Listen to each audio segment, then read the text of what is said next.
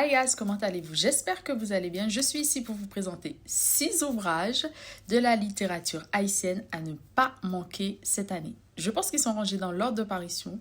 On commence avec Mourerebo de Stéphane Martelly aux éditions Nos Rois. À ne pas rater, vraiment, c'est de la poésie. Je vous recommande cet ouvrage.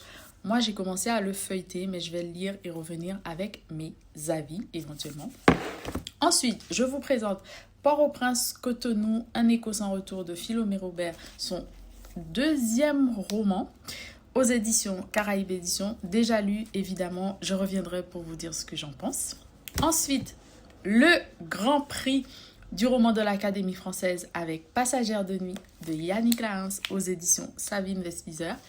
À ne pas manquer, bien évidemment, je vous ferai une petite chronique, mais franchement, je vous recommande cet ouvrage.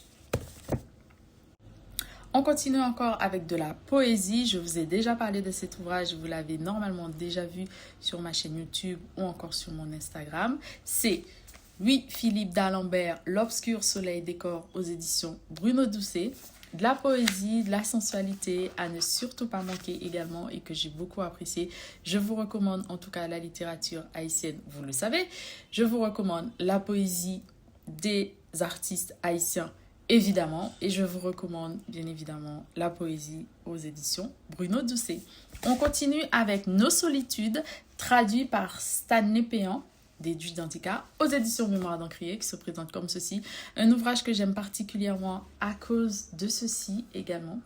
Mais je ne l'ai pas encore lu, mais j'ai feuilleté et je sais de quoi ça parle. On parle d'écriture, d'héritage, d'exil et pas mal d'autres choses. Je vous recommande cet ouvrage. Si ce n'est pas encore fait, allez vous procurer cet ouvrage. Et le dernier.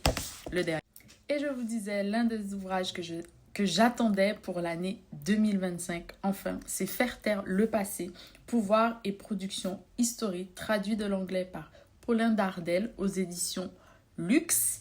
Et c'est de Michel Rolf Trouillot. Le titre originel est donc Silence in the Past. C'est un ouvrage qu'on attend depuis longtemps. En tout cas, moi, je l'attendais en français. Je suis contente que c'est enfin traduit. Vous pouvez évidemment le lire en anglais si vous pouvez.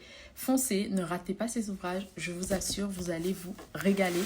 On a un peu de poésie, on a du roman, on a des essais et franchement, on a des auteurs et des autrices de taille.